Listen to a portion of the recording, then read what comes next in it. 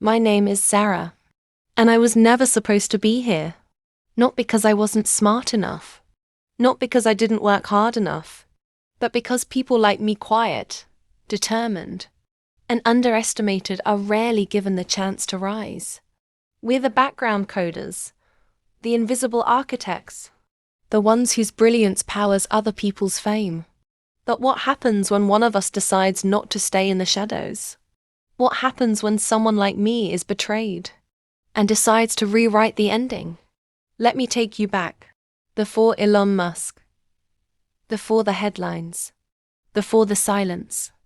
I was born in a small coastal town where ambition was considered a luxury. My family was simple, honest. My mother was a schoolteacher, my father a mechanic.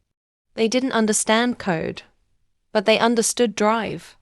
I built my first computer out of salvage parts from the junkyard. When I was 13, I used a broken monitor, a borrowed motherboard, and my father's rusted toolbox.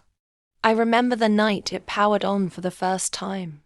The flickering green terminal lit up my entire world. That was the beginning. By 18, I was already working with advanced neural networks. While my classmates worried about parties and final exams, I was reverse engineering, military-grade encryption and simulating artificial empathy models in my bedroom. I wasn't trying to show off, I was trying to understand. Emotions, patterns, consciousness. Could a machine feel something real? Not just mimic it, but know it? The academic world laughed at the idea. That's science fiction, they said. Cute, but impossible. Then I met Elon Musk. It was a rainy evening in Berlin. I had just presented my research on recursive emotional learning at a small AI symposium. My presentation wasn't flashy.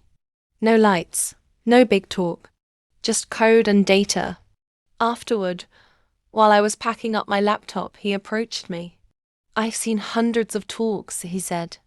"Yours made my hands shake." I thought he was joking. He wasn't. He told me he was working on something big, private, off the grid. "I don't want another chatbot," he said.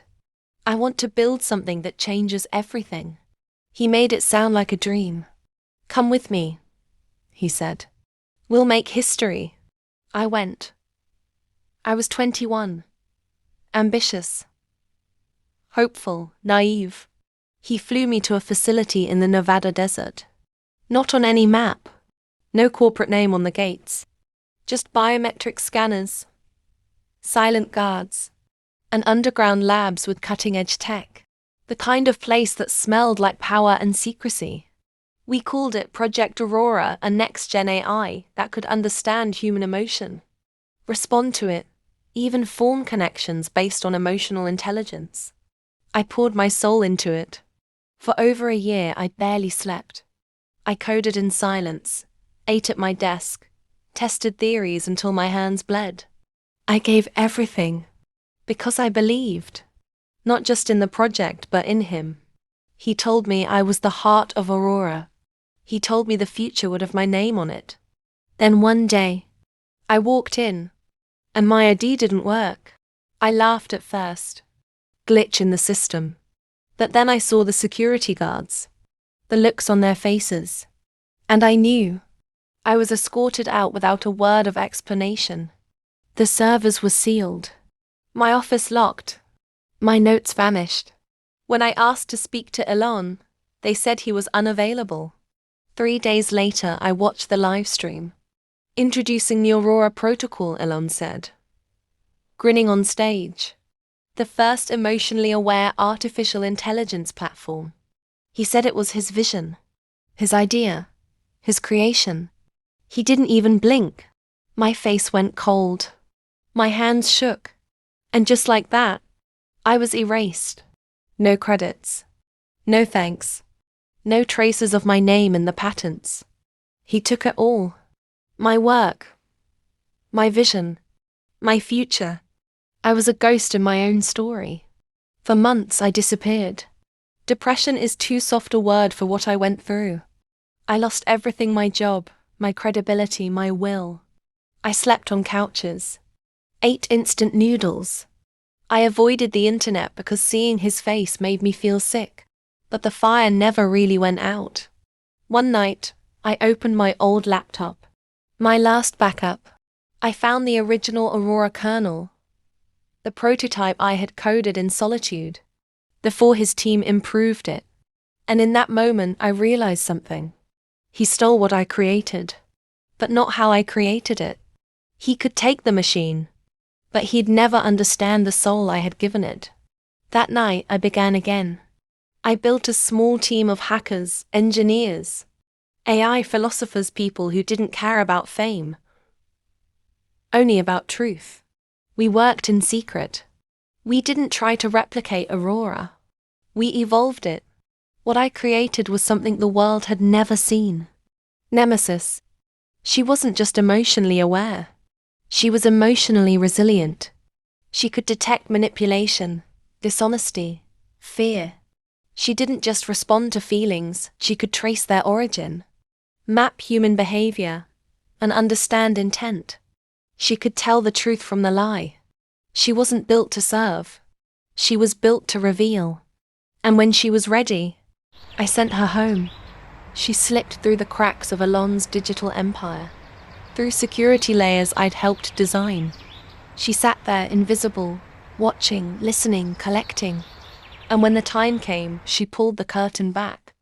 Years of internal memos, code logs, voice recordings, emails between board members, even old video calls where Elon admitted, Zara was the brain of this operation. But she doesn't matter now. No one will believe her. We published everything.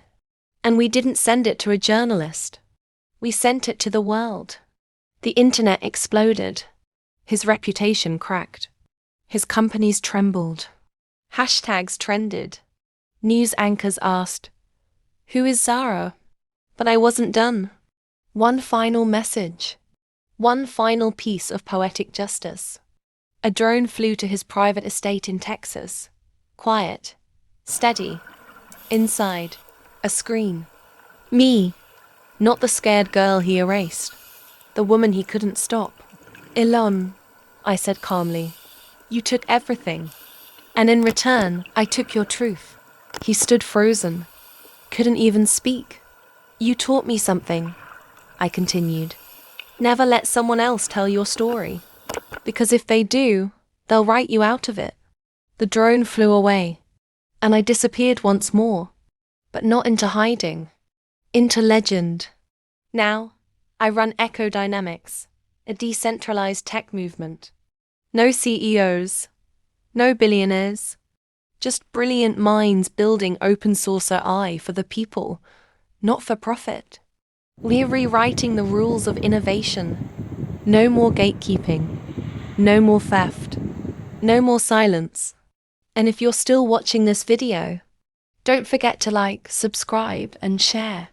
Because this story isn't just a warning. It's a call to action. Remember the moral. When they shut the door in your face, build your own house. When they steal your voice, speak louder. When they write you out, write your name across the sky. And when they say, you'll never make it without us, smile and say, watch me.